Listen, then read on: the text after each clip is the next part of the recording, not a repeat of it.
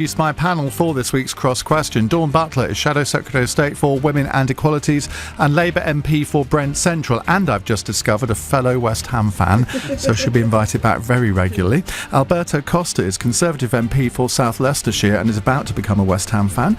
Norman Lamb is Liberal Democrat MP for North Norfolk and is a devout Norwich City season ticket holder. And Jack Blanchard, editor of Politico's London Playbook. I have no idea who you support, Jack. Well, normally Liverpool, but for one night only. Ian. Stressed for one night only. No. I'm supporting Man United. Let's not go there with that note of controversy. You can watch us on the LBC website at lbc.co.uk, via the LBC Facebook page, the LBC Twitter feed, and on YouTube. Call 0345 6060 973. Tweet at LBC. Text 84850. Cross Question with Iain Dale on LBC. That must rate as one of the most chaotic introductions I've ever done to Cross Question. Let's hope we get more coherent answers. Let's go to the first question. It's from Karen, who, and I don't know how to pronounce this. I do know it's the birthplace of William Ewart Gladstone. Karen, you tell me where you are. It's pronounced Harden. Excellent. What's your question? My question is this. I personally fluctuate between thinking that either Theresa May isn't up to the job or whether she's been very duplicitous. And I was just wondering, my personal view is she needs to go. She should have gone a long time ago. And I would like to know what the panel think on this, and whether they think she is duplicitous or whether they think that she's just not up to the job. Norman Lamb, let's start with you. Well, I was standing in the voting lobby next to a former cabinet minister, Conservative former cabinet minister, a couple of weeks ago, who said this is the worst Prime Minister in living memory and this is the worst cabinet in living memory. That was a Conservative who said that to me. Go on, name and shame. No, I shouldn't. But you know You're going to tempt me. I desperately want to, but I'm being very disciplined. And I tend to agree. I think we've got a failure of political leadership across the spectrum, actually. Just at the moment when this country needs inspiring leadership to get us out of an incredibly difficult situation. I just don't think she has the skill set. She doesn't have the emotional intelligence. She's very inflexible, but that's mirrored, I think, on the Labour side. And so we've got two leaders who are stuck in rigid positions, unwilling to move, at a moment when we desperately need people who are able to build a national consensus and find a way out of this nightmare. But presumably part of the reason that she is still there is that there is no ready-made alternative. Yeah, it's a fear of something, where it's fear of unleashing civil war in the Conservative Party, although it's already there in many respects. But they know that the moment that she goes, the genie's out of the bottle, and whether they can control that, God only knows. Alberto Costa, what do you think of Mrs May? Do you think it's about time that she departed? Well, Karen, 3 years ago I voted for Michael Gove. Yeah, I voted Remain in the EU referendum, but I recognise that You're a very mixed up person, aren't you? The Conservative Party needed a person that was intellectually the leader of the Vote Leave campaign, and Michael Gove was that individual, along with Matthew Elliott and Dominic Cummings. But Theresa May was selected, appointed as the leader of the Conservative Party, and I'm loyal. I'm a Conservative MP. People voted for me not because of my name, Alberto Costa, but because I had Conservative and Unionist Party on the ballot paper. Karen, she's not duplicitous, but she is in one of the most challenging jobs that any human being can do outside of a war scenario. And the fact is this: even if she was to be replaced tomorrow by anyone else within the Conservative Party, or indeed within the Labour Party, the arithmetic of the House of Commons does not change. The fact is that the House of Commons is as divided as the country is. And what I would like to see about the next leader, the characteristics of the next leader, whoever she or he might be, is a unifying character that can inspire not just my party, but much more importantly, the whole of the United Kingdom. Well, that's what's needed, desperately. But she has failed, hasn't she? She's failed to get Britain out of the EU in the timetable that she set out. She's transgressed all her red lines. We're now taking part in the European elections.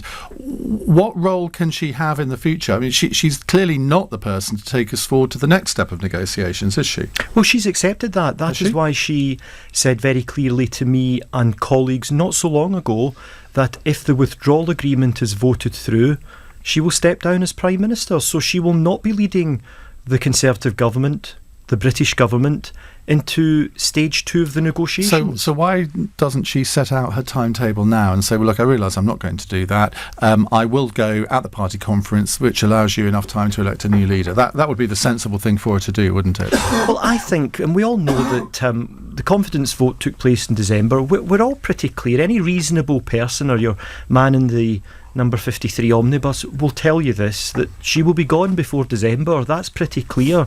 The question is, when will she be gone? And my point remains the same, Ian, and I say this to Karen actually, and to your other listeners. The House of Commons arithmetic does not change with a new leader. So we need to get the withdrawal agreement across Dawn the line. would have a solution to that, wouldn't you, Dawn? Because you would call for a general election, which would inevitably change the arithmetic. So you're arguing Dawn's case as well.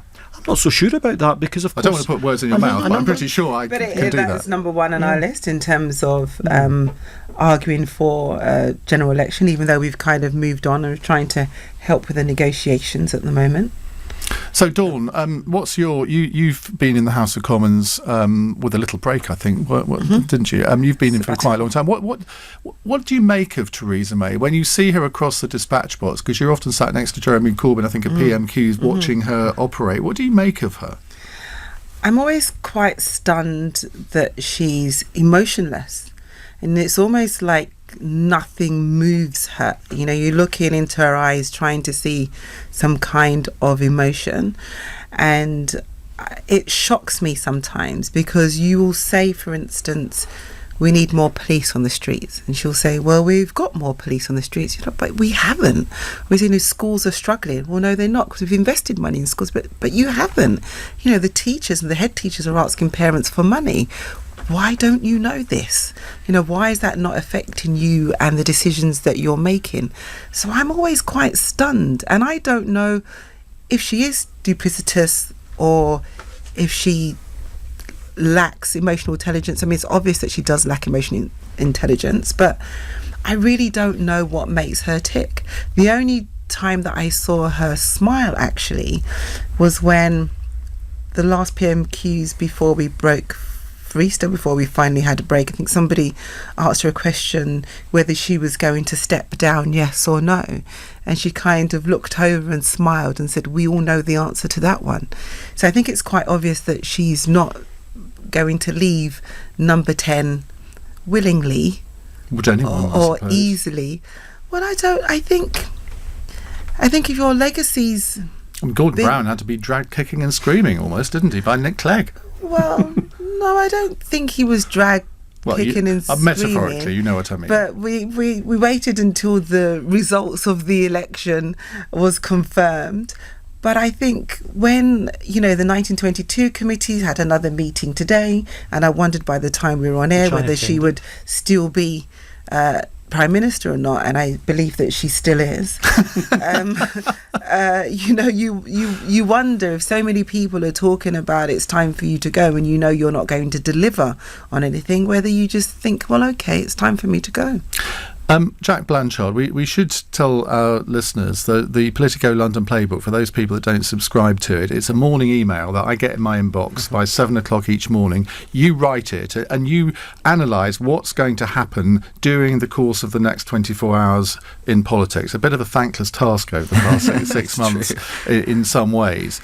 But I mean, you follow this just as closely as anyone else. What's your reading of where Theresa May is now? Do you think that she is, well, I suppose every day she gets nearer the departure door, but do you think this process is going to be accelerated now, or do you think following today's events that we can expect to see her in Downing Street for some time to come? I think we can. I mean, following the decision by the backbench Tories today, that means that there's no obvious sort of legal, if you like, method for them to get her out before December. And she is not. One thing you can say about Theresa May is she is not a quitter. She will stick at it, come hell or high water. And there's nothing about the Brexit process so far that makes me think anything is going to be accelerated. This has been the most tortuous story to cover as a journalist, and I'm sure your listeners all feel the same. And just goes on and on and on, right? Good for them. So no, I think she is there for some time to come. Certainly, probably not beyond the end of the year. But we've got two big events coming over the course of the next few weeks. We've got the local elections in May, where Colin Rallings and Michael Thresher, they know about local elections. They've covered them for donkey's years. They believe that the Conservatives will lose at least 500. It could be up to 2,000 seats. Now, if it's at the 2,000 end of that, she's going to come under a lot of pressure then. If the Tories get, 12-15% in the European elections, again, people say, well, it's your fault that we had them in the first place. You've got to be held accountable for this. Sure, but we have heard this time and time again over the last year or two from opponents to Theresa May. Well, if this happens, she's definitely got to resign. If the vote goes down in Parliament, she'll definitely have to resign. She never does. She never does resign. Anyway. And I think the only way they're going to get her out is by forcing her to leave or by passing her Brexit deal. Now you can toss a coin and decide which of those two things is more likely to happen first. Norman, you've played a role in getting rid of a party leader, possibly more than once for all I know. What advice would you give to the Tories? Well, I think actually they should be decisive, but the meeting, of course, today has indicated that they've failed that test and the logjam will just continue. But, I think if you reach a conclusion that your leader, for whatever reason, simply can't stay, and that's the view I take with this Prime Minister, then you just have to act. But it's this fear of what happens next for the Conservatives that prevents them from doing that. I think the great irony actually is that had a Brexiteer won, Alberto made the point about Michael Gove and why he voted for him, he may well have been more able to achieve a compromise to conclude this than Theresa May, because what's happened with Theresa May as at least a notional Remainer, it feels like she's always felt she had to justify herself to her right wing and to keep the Conservative Party together, and that's made her unable emotionally to contemplate a compromise that could unlock Right, this. let's go around the table. Who's the next leader of the Conservative Party? Wow. Jack Blanchard. That's a $1 million question, isn't it? Can I just come back on what Noman's just said there? It's optimistic that, I think, if you look at the way that Brexiteers now view Michael Gove, who is now compromising and backing Theresa May deal, half of them think that he has now betrayed the Conservative Party as well. It strikes me that pretty much anyone gets betrayal that sort everywhere. of treatment. Yeah, exactly. Well, all of the ones in the cabinet have effectively dipped their hand in the blood, haven't they? Exactly, which to then come to your next question would suggest that the most likely person to lead the Conservative Party next is a sort of a harder Brexiteer who's not in the cabinet, and obviously Boris Johnson is the most likely if he can get himself onto the ballot paper. Dominic Raab is the next most likely if he can keep Boris off. Norman? I just have absolutely no idea. I don't really understand the Conservative Party, particularly in its current mood, where it appears to have abandoned all sense of pragmatism. Right. Who would you like, from the Liberal Democrat point of view, who would you like to see lead the Tory party? Well, look, I'll give you a personal view. I worked very closely with Jeremy Hunt in the Department for Health, and we had a good relationship, and I think that he, in many ways, has the qualities that you need to do the job. Dawn? I was thinking and I'm still thinking. And you can't have Anne Widdecombe, by the way, because she's been expelled from them today. Yeah, I think they're going to lose, yes. The Tories will lose a lot of members. Who do you think that Jeremy Corbyn would most like to be up against the dispatch box? See, him and Boris Johnson, that would be quite a spectacle, wouldn't it? The thing is, I would not like to see Boris as the leader, as the Prime Minister. He can be leader of the Conservative Party. That's cool. In opposition. But in opposition. Okay. I don't want to see him as Prime Minister. Alberto, are you going to stick with Michael Gove, or are you... Ian, I'm going to have to give the answer that you would expect from somebody in my position. How boring. Which is this. There's a great deal of talent on the Conservative backbench. Anyway, it's time for a break. I was about to answer the question directly. Oh, go on then. There is a great deal of talent on the Conservative backbenches, and all of the prospective candidates have got something good to offer.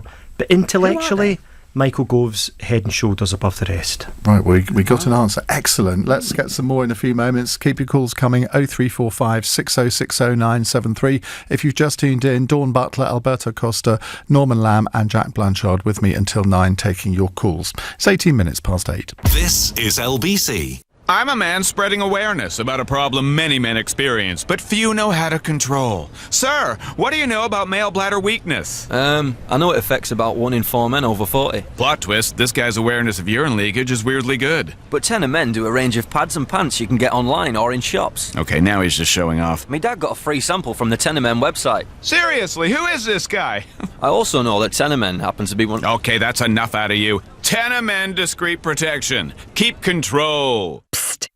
Did you know that Pimlico Plumbers have an utterly fabulous 24-hour service for plumbing, heating, drains, roofing, electrics, appliances, carpentry and building? Whatever your predicament, Pimlico Plumbers can send a friendly face to your door within the hour. Shh! And just between us, their work even comes with a 12-month guarantee. They aren't just any old tradesmen, they're Pimlico Plumbers, and they're always available on 0207 928 8888.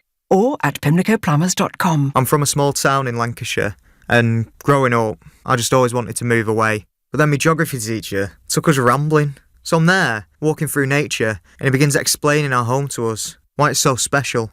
He showed me the trails my grandfather took, and also his grandfather before him. That teacher taught geography, but really, he was teaching me who I was. Teaching. Every lesson shapes a life. Use a subject you love to inspire a generation. Search Get Into Teaching. F1 is a story of constant evolution. In the 50s, Fangio pushed the boundaries.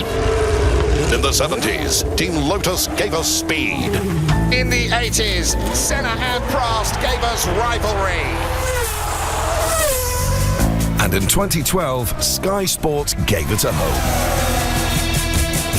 Now, here's to a new chapter. Sky Sports F1, the home of live and exclusive F1. What would you do if you knew there was a place to learn step-by-step strategies designed to help you make the right moves inside the financial markets? A place to develop skills that could help you generate income and build confidence towards your retirement goals. At Online Trading Academy, we know there's an investor in all of us, and we know how to teach people just like you the skills and knowledge that could empower you to take control of your financial future. Start by taking our free introductory class where you can learn about the 2 biggest mistakes investors make, as well as strategies that could help you make your money work harder for you. For over 20 years, Online Trading Academy has been teaching student skills designed to help them invest with the confidence of the pros. To register, visit otauk.com or call 01727 873 847. That's 01727 873 847. Trading involves risk and you can lose money. Online Trading Academy makes no promises or guarantees of investment performance. The value of investments is variable and can go down as well as up.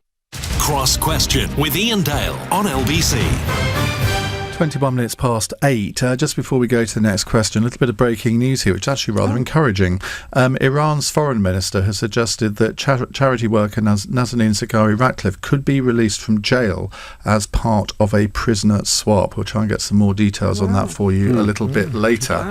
Fingers crossed. Jonathan is in Finchley. Jonathan, what would you like to ask our panel? Hi, and good evening. Hello, everybody. I'm interested in what panel think is the benefit of leaving the UK, Scotland leaving the UK, and then losing their independence to the EU. What would they say if we asked that question? I'm just curious. why they want to get divorced and then enter a potentially worse marriage. Well, this comes on the back of Nicola Sturgeon announcing today that she wants a second independence referendum in 2021. She said that's assuming that Britain leaves the EU by then. My suspicion is that she'd want a second referendum whether Britain leaves the EU or not. Alberto, Costa, let's come to you. Obviously, you are from Scotland and probably have a strong view on this. Well, Jonathan, I fought the SNP in 2010. I stood in a seat that is now Conservative. It was a swing SNP Conservative seat. I'm a patriot, not a nationalist. Let's be clear, Scottish independence is a misnomer.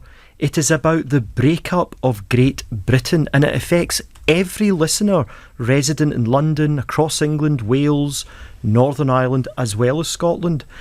Jonathan, it's not about Scotland leaving the United Kingdom.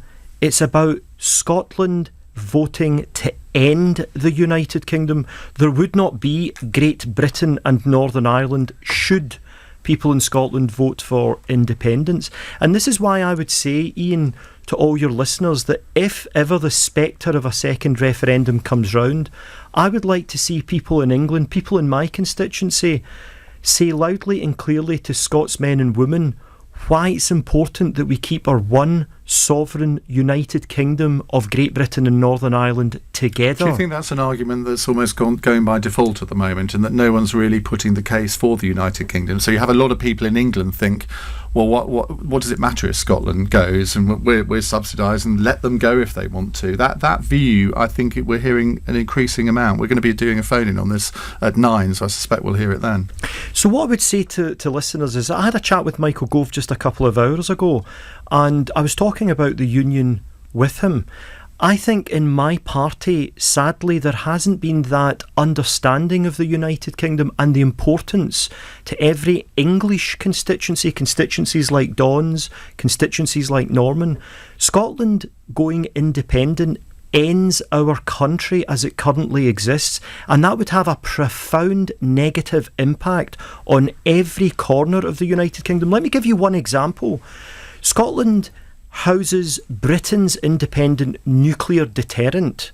And I would simply say this, I believe in the nuclear deterrent. I think that's our ultimate insurance policy. Should Scotland go independent, where would Britain's nuclear deterrent be housed?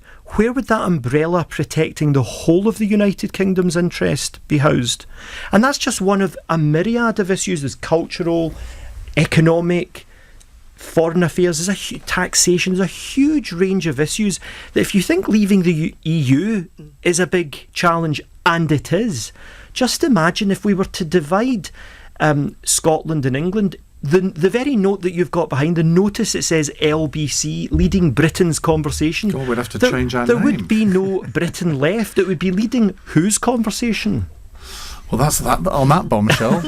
Dawn Butler, I hadn't reckoned on that. Dawn, what do you think that, because obviously it's a UK government parliament decision as to whether there can be a second referendum. Nicola Sturgeon can't just hold one. The Prime Minister has to give the government's permission for that. What would a Labour government do in those circumstances? I think we've said time and time again that we want to keep hold of the United Kingdom, so we don't want Scotland to have another referendum or to leave. I think the last referendum was just 2 years ago. It was 5 years ago. 5 years ago, June 2014, and it was supposed to be the last referendum for a generation. Now, where have we heard that before? For a generation, and I think 5 years ago is not a generation. So I think. But you could soon be arguing.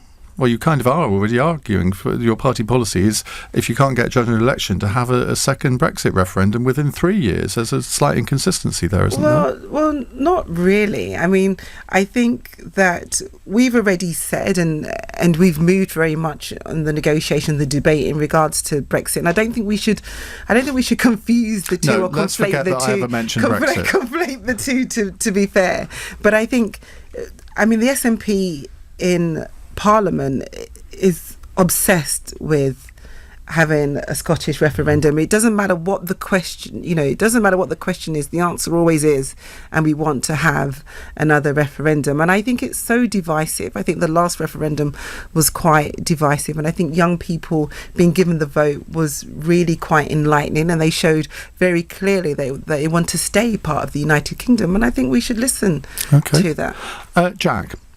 I am heartily sick of the word referendum, Ian. I don't know about anybody else. You wouldn't be in a job without this referendum. Well, that is a good point. So maybe I'm a turkey voting for Christmas. But, it seems like whenever we have a referendum, half the people don't like the outcome, and then there's just an ongoing debate about whether we should have another one. It doesn't seem like a very sensible way to solve anything to me. Mm-hmm. Do you think there will be a second one in the next few years?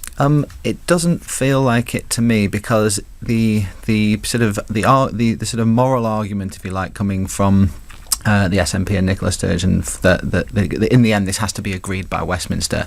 I'm not quite sure they've got this sort of unanswerable case that Alex Salmond had last time, when there wasn't really a big debate about it. There'd been a long time since there'd been any sort of vote on Scottish independence, and David Cameron more or less said, "Okay, this is happening. You've won your majority." That case isn't really there so soon after the last vote. So I would be surprised. I'm struggling to see the obvious circumstances in which a Westminster government would grant that. Possibly with a Labour government, we might see a slightly different picture. I don't know. But controversial. I should say that we keep trying to get SNP MPs on this programme, but I think they tend to go back to Scotland on a Wednesday evening. But we will persist. Norman Lamb, what do you think about a second Scottish referendum? Well, I'm half Scottish. My mother was Scottish, and indeed this last weekend I was there in the Highlands with my sister and our spouses, scattering my mother's ashes in the Highlands. And for me, I'm emotionally attached to Scotland, and I think that we would be all diminished if we were to see a separation of Scotland from the rest of the United Kingdom. We are greater than the sum of its parts, I think. But I think there's no doubt that this whole Brexit situation is putting great strains on the Union. There's no doubt about that. Not only with Scotland, but of course with Northern Ireland. And I think there's a real danger also that we play fast and loose with peace in Northern Ireland. That's a particular concern I have about those who favour leaving with no deal. And there are other pressures, of course, also in Northern Ireland. Young people in the north, I hear, look to the south and they see a liberal country changing the laws on abortion, changing the law on equal marriage, and they start to think, including unionists, perhaps we would be better off uniting with Ireland. Now, we could see the breaking up of the United Kingdom, which I think would be an enormous pity, and as I say, would leave us all diminished. It is interesting that the whole reunification of Ireland question has emerged in the last couple of years. I always think the interesting part there is that people in England, maybe Scotland too, and Wales, seem to assume that the Republic of Ireland government would actually welcome that, and there are many people in the Republic of Ireland government who do not welcome that at all, partly because they would then be responsible for the subsidy that Northern Ireland does get every year from But there is a Exchequer. provision in the Good Friday Agreement for a potential referendum, so we cannot rule that out. And we could end up not too many years down the track of being left with England and Wales. Let's not talk too much about Northern Ireland, because you never know, it might be coming up in the next half an hour. So keep your calls coming. 0345 6060 973. Dawn Butler, Alberto Costa, Norman Lamb, Jack Blanchard here with me until 9. It's 8:31 on LBC. Let's get the latest news headlines from Josh Coop. The sister of journalist Lyra McKee has said at her funeral in Belfast her legacy should be a place where labels become meaningless. The new IRA says it was responsible for the 29-year-old's death after she was shot during unrest in Londonderry last week. 600 people were at the service this afternoon, including Theresa May and Jeremy Corbyn. Iran's foreign minister has suggested charity worker Nazanin Zaghari-Ratcliffe could be released as part of a prisoner swap. The British Iranian from London was sentenced to 5 years in prison after being accused of spying in the country in 2016. And after protesting in central London for the last 10 days, climate change campaigners are going to end their demonstrations tomorrow. Extinction Rebellion says it will move out of Parliament Square and the area around Marble Arch, but they are promising more action very soon. LBC weather, heavy showers pushing northwards across all parts of the UK tonight. We should see some dry and clear spells, though breezy in the northeast of England, a low of 5 degrees. This is LBC. Swell Heating is on a myth-busting mission. It really isn't cheaper to leave your heating on all day. But there is lots of smart technology that can cut your heating bills. For specialist advice on innovative heating devices, visit swellheating.com. Rely on us to keep you warm. The feel of hot rubber on tarmac. The smell of petrol in your nostrils. High-quality adventures need high-quality tyres. Michelin tyres. Tyres that run for miles. Tyres that fun for miles. A tyre that makes other tyres cry when they look in the mirror. The type of... Yeah, we've only got 30 seconds. That'll do. For long-lasting performance, choose Michelin tyres. Available from the experts at QuickFit. Get a free tyre safety check at your local centre now. Alexa, who is the best English rugby player of all time? Good question. My favourite is Johnny Wilkinson. Really? Oh, nice one. Alexa, who's the most popular English rugby player of all time? Definitely Johnny Wilkinson. Alexa, I love you. That's really sweet. Take out Vitality Life Insurance today and we'll give you an Amazon Echo Dot, plus an Amazon Smart Plug. And to find your inner athlete, enable the Alexa Vitality skill for fitness and nutrition tips. To get your Amazon bundle today, just search Vitality Life. Vitality. Positively different. New member offer available on certain Vitality plans until 30th of June 2019. Minimum monthly premiums, terms and conditions apply. Hi there, I'm Jill from Network Rail with some important news if you're travelling over the early and late Maybank holidays. As part of ongoing work to improve the railways, we're carrying out essential rail upgrades across different parts of the UK. From Saturday the 4th until Monday the 6th, and Saturday the 25th to Monday the 27th of May. This means some services will change and some won't be running. To keep your plans on track, make sure to check before you travel at nationalrail.co.uk/May. Pets in a Pickle have your pets covered, with pet insurance policies as unique as they are. Visit petsinaapickle.co.uk. Imagination is a wonderful thing. It can take you anywhere, to the beauty of the Baltic or the wildlands of Alaska. From the northern lights of Iceland to New Zealand's lush South Island. Imagination lets you dance in Buenos Aires, dine in Barbados, discover ancient Rome, indulge in new delights. Imagination can take you anywhere, but a voyage with Cunard will take you there for real. Enjoy a little extra with complimentary money to spend on board from Cunard. Conditions apply. Atoll protected. Cross Question with Iain Dale on LBC. 25 to 9. If you missed my interview with Anne Widdecombe earlier, it's on the LBC website at lbc.co.uk. She revealed that she's been expelled from the Conservative Party after 55 years, which I guess is not surprising if you say you're going to stand for a different party. She was in fine form. Dawn Butler is with us, Shadow Secretary of State for Women and Equalities, Labour MP for Brent Central. Alberto Costa is Conservative MP for South Leicestershire. Norman Lamb, Liberal Democrat MP for North Norfolk. And Jack Blanchard, editor of Politico London Playbook. Let's go to our next caller. By the way, we do have a couple of spaces free if you'd like to give us a call. 0345 6060 973. Paul is in Winchmore Hill. Paul, what's your question, please? Hi, Ian and the panel. My question would be, what do you think the future... do you think this will have an impact on the future towards peace in Northern Ireland, where at the moment you have a standoff and Stormont's been shut for 2 years? And also, what does the panel think of the body language of the DUP leader in the cathedral? So we're talking about the murder of Lyra McKee and the funeral today, where all of the political leaders from Northern Ireland were there, from the Republic of Ireland. Theresa May was there, Jeremy Corbyn was there. Dawn Butler. I didn't see the body language today, so I can't comment on that. But I think we kind of underestimated just how fragile peace is in Ireland and Northern Ireland, and I think this is sort of a stark reminder, and we shouldn't be dragged back to the past. And what I'm hoping will happen, and what we've seen, is everybody sort of saying "not in my name," and especially the younger generation as well. And I'm hoping that it will have the effect of people being a little more united than they have been, because I don't feel that anybody wants to be dragged back to the past. And I think last year we had the bombings, the car bombings. I think the B word as again highlighted that it is very fragile, that we have to think about what would happen if we put a hard border between Ireland and Northern Ireland, and what would happen and the detrimental effect that would have.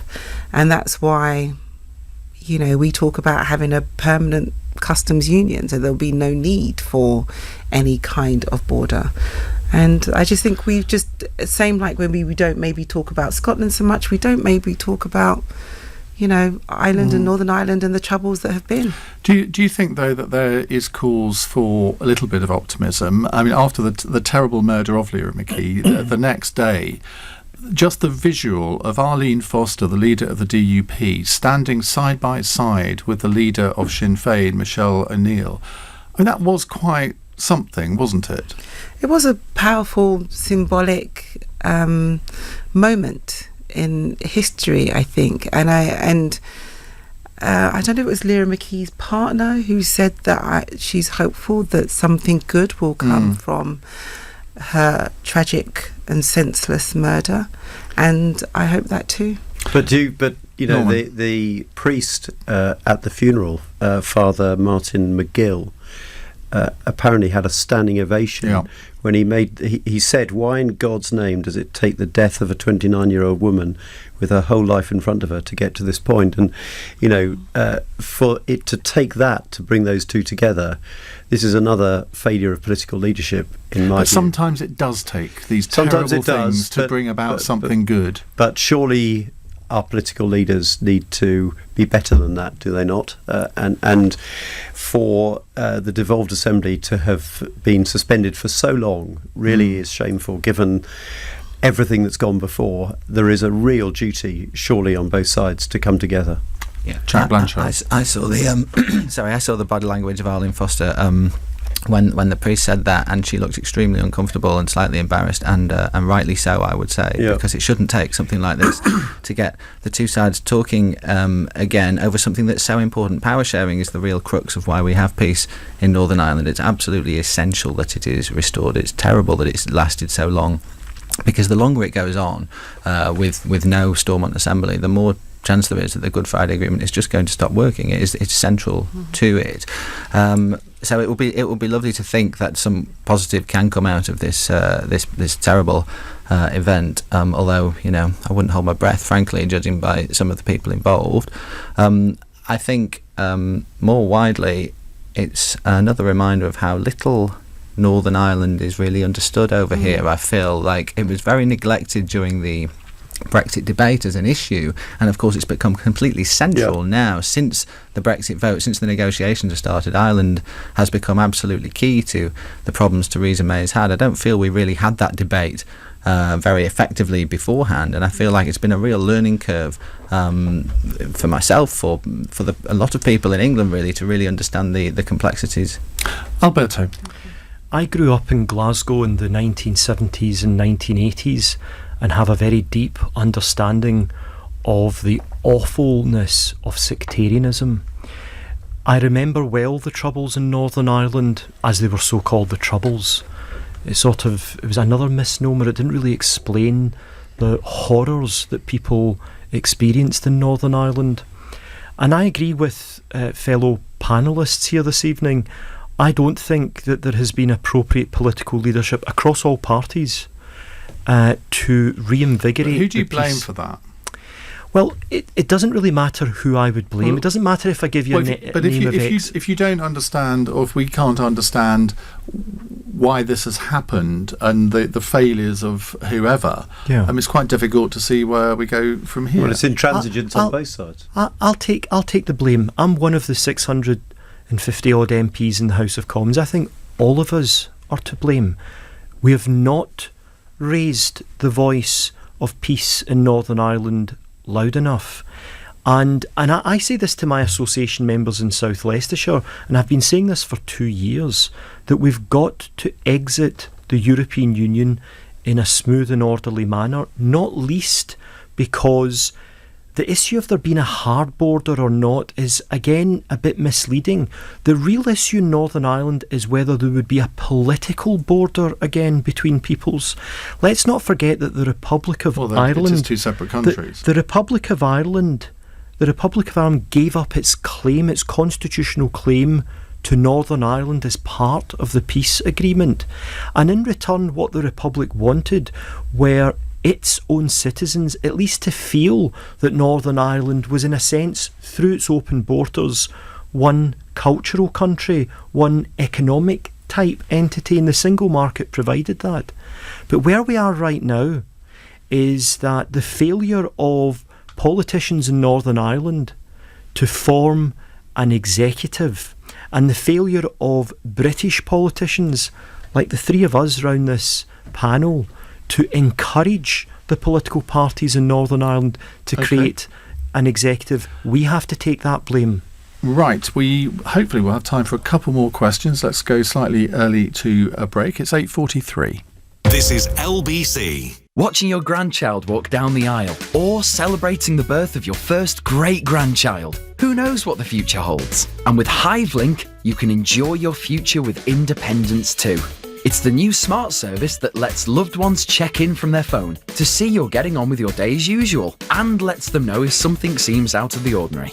HiveLink. Connect with care. For more information and to be in with the chance to win an iPhone XS and a HiveLink subscription, go to lbc.co.uk. I'm a man spreading awareness about a problem many men experience, but few know how to control. Sir, what do you know about male bladder weakness? I know it affects about 1 in 4 men over 40. Plot twist, this guy's awareness of urine leakage is weirdly good. But Tenor Men do a range of pads and pants you can get online or in shops. Okay, now he's just showing off. My dad got a free sample from the Tenor Men website. Seriously, who is this guy? I also know that Tenor Men happen to be one... Okay, that's enough out of you. Tenor Men Discreet Protection. Keep control. We're all busy people, which is why when it comes to making a PPI claim, although you can complain directly to your lender or the Financial Ombudsman for free, thousands of people have let the claims guys do all the donkey work for them. So even if you can't find any paperwork, or you're not certain you have PPI, make sure you get the claims guys to start your claim before the deadline on the 29th of August 2019. Just text ANSWER to 66777. Text ANSWER to 66777 now. The Claims Guys. Bear right. Turn away from your usual route and find your true north with Jeep Compass. From just $249 per month, $2,439 customer deposit and 0% APR. Search Jeep Compass offers to discover more. Available on stock only. Compass Longitude 1.4, 37 months, £11,900 optional final payment, 10,000 miles per annum. PCP sales only until 30th of June 2019. Participating retailers only. T's and C's apply. Jeep Financial Services. When I was 16, school was the last place I wanted to be. I'd lost my dad years earlier and everything became overwhelming. But my teacher, she didn't want my past to hold me back. She taught me that in good times and bad, you need the courage to go on. And for my dad, I did. Teaching. Every lesson shapes a life. Get free one-to-one support with our teacher training advisors. With years of teaching experience, they understand the application process inside out. Subject to eligibility. Search Get Into Teaching. Spotted this week in the middle of Lidl, DIY. Get a rugged waterproof DAB radio, just $39.99. A hammer drill, also $39.99. And an angle grinder for just $34.99. That's your DIY fix, fixed. From Thursday the 25th of April. Lidl, big on quality, little on price. Subject to availability, selected stores, excludes NI. Cross Question with Iain Dale on LBC. Text 84850. 8:46. I'm going to ask for fairly short answers to the next two questions so we can fit both in before the end. Christine is in Luton. You've got a question which I suspect our panel won't welcome, Christine. What is it? Right, I'd like to know why they feel they're entitled to a 2% pay rise when I feel that they're already exorbitantly paid out of my taxes and other people's taxes that get far less than them. And what's the limit to their expenses? Well, it's actually 2.7% that I think MPs are getting. Let's give our MPs time to think about this. Let's go to you, Jack Blanchard, first. Now, MPs, with this pay rise, I think it's something just over £79,000 a year. Do you think that that's an appropriate remuneration for people who do that kind of job? I think it's a very difficult question. That it's set, isn't it, by an independent body, which I think is the right approach. It is a lot of money. It's a lot more than most people earn. There are MPs who work extremely hard, although they get a bad rap. I, as a journalist, I spent some time last summer going around the country seeing MPs working in their constituencies, and what I would say is that there was a huge range between how hard some of them work in their constituencies and others. Some of them Did you go and visit Noman? I did not, but I will. He works very hard doing the research, as I well remember. I beat him. Some of them do. Hollow. Some of them do next to nothing, Ian, and it's frankly scandalous how little they do for their own constituents. Others work incredibly hard. They have huge offices on the high street. They spend all their spare time in there helping people with their everyday problems, almost like social workers. And I've seen that up close. And you know, if you were to say to me that this MP here deserves a pay cut, having watched them work and watched the stress that they're under and the hours they put in, I would find that a difficult case to make. Maybe we could have some sort of performance-related pay. How would you judge that? if they get Brexit through in the next 4 weeks, happily give them a 10% pay rise. No chance of that. No. Norman Lamb, I mean, I was justing there, but I mean, I know that in the summer recess you spend quite a long time, and I can't remember how many villages it is in your constituency now, but you do a tour of every single village. You plonk yourself in the middle of the village green and invite people to come and see. It's quite an old-fashioned way of doing things, but it works. I've done it every year for 18 years. Yeah. And so this thought that the 2 months that Parliament doesn't sit in the summer, you're all off, okay, you probably have a holiday too, but you're all off sunning yourselves for sort of 6 weeks of that. It's just balderdash, isn't it? Are you worth 80 grand a year? That's not for me to say. Well, I think you are. Well, that's good of you to say. Sorry, I don't mean you. I mean you all. No. But I appreciate what Jack has said and what you've said. Look, I think there is an enormous variability actually amongst MPs.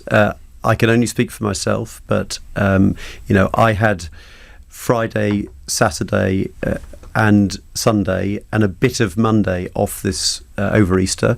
But the work is incessant, and if you take your responsibility seriously, and it is an onerous responsibility that we all have. We are representative of 60,000 people or whatever in our constituencies, and it's an honour, but to do the job properly, both at the local level but also to be a proper parliamentarian, requires you to put body and soul into it, and so I leave others to judge whether I'm worth it, and of course that's why we have elections to put that verdict to the people. What I do think cannot be justified is that we got a higher increase than our staff, and that was unacceptable, and there was no justification. And indeed higher than most other public sector workers. Yeah, and look, the system now is that it is set independently. I don't know why it was set at that level.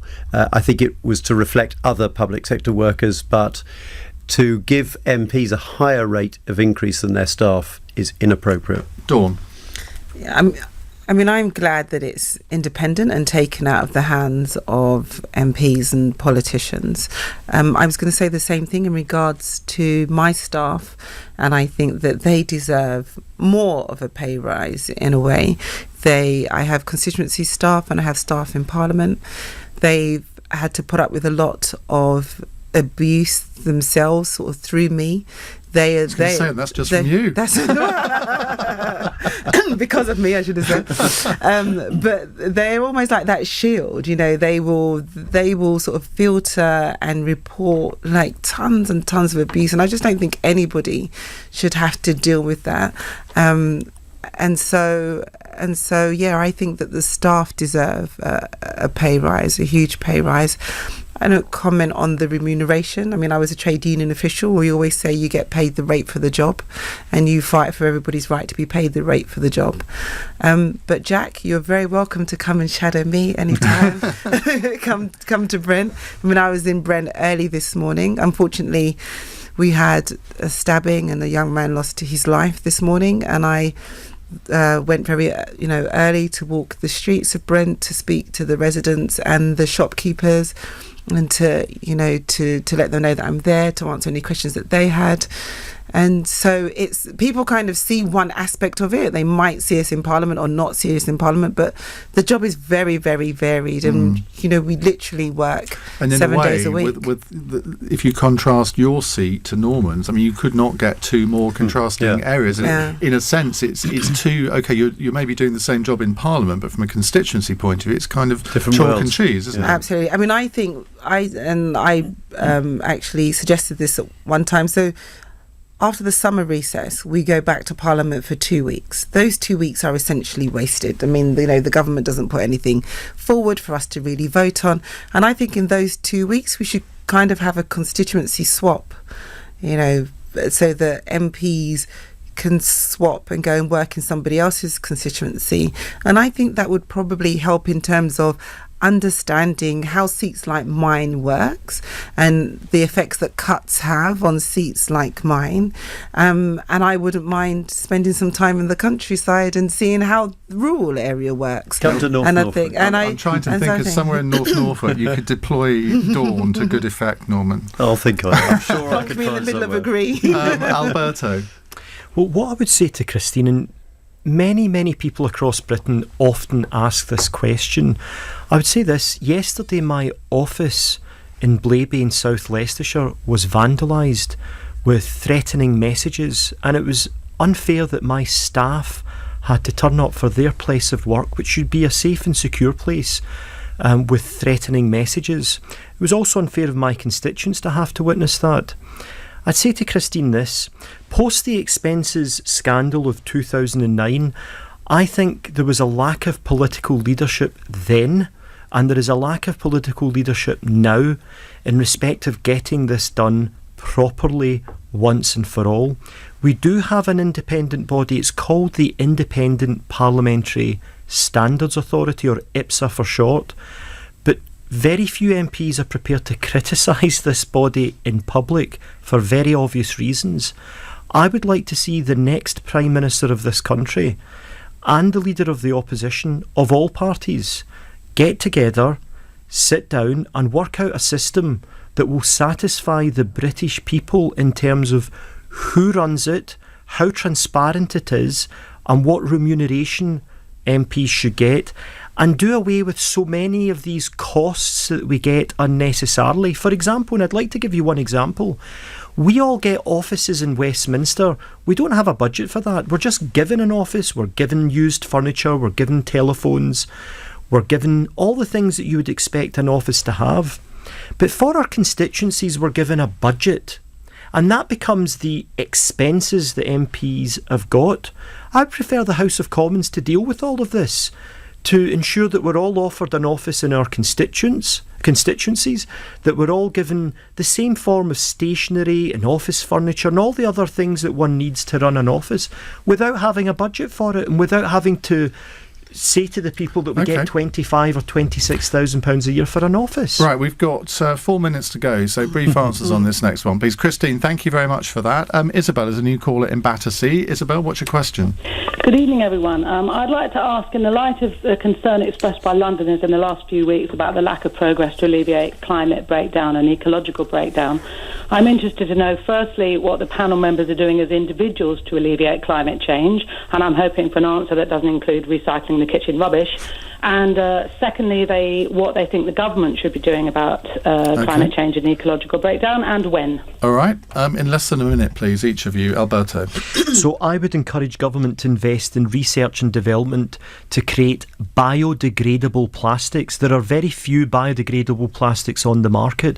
We need to have biodegradable plastic, because plastic is a substance that the world is used to. If we can get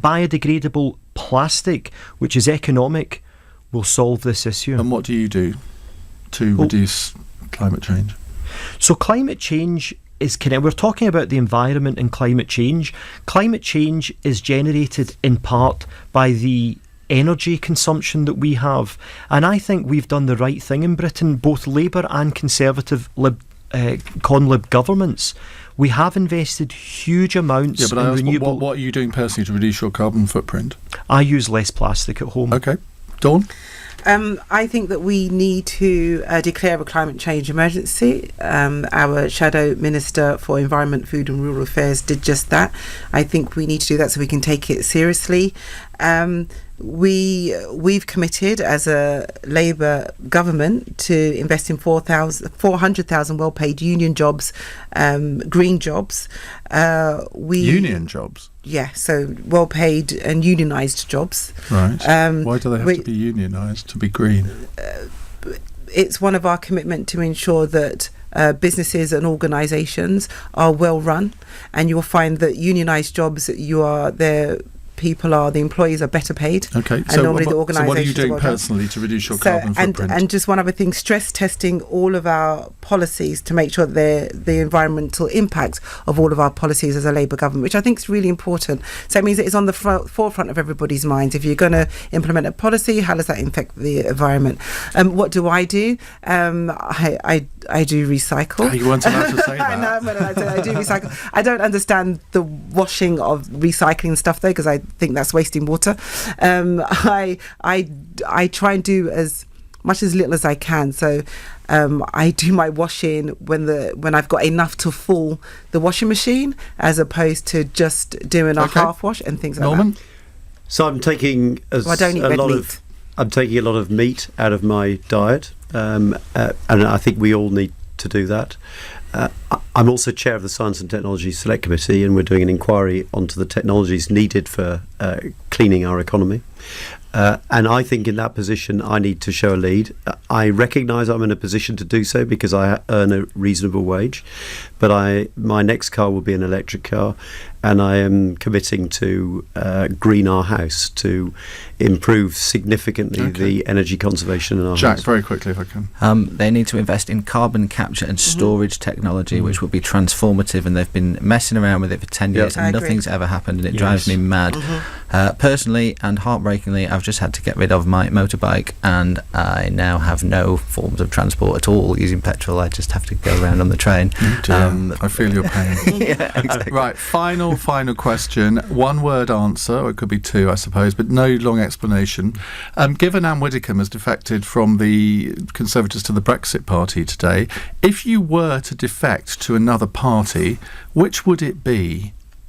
Now, Jack, you're not a member of a political party, I assume. No, I'm not. So I'm you scrupulously impartial. We'll excuse you from this one. Norman?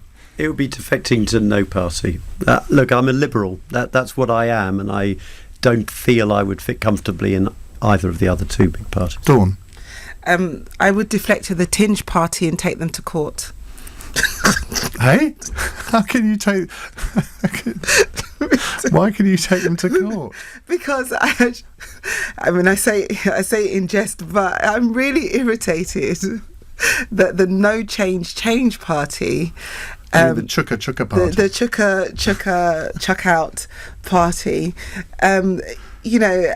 One of the MPs who defected talked about funny tinge. I mean, it still bugs. I see what you mean. So it still bugs me. Well, of course, when we had Heidi Allen in the studio, she told us that she was trying to persuade you to defect to Change UK, Alberto. So any possibility of that happening? Iain, given your own political background, if you were to create a party, you might well tempt me to join it. You're so kind. And on that very positive note, and to guarantee that Alberto gets a repeat invitation, we'll call it quits. If you missed any of today's programme, or you want to listen to any of our previous Cross Quests,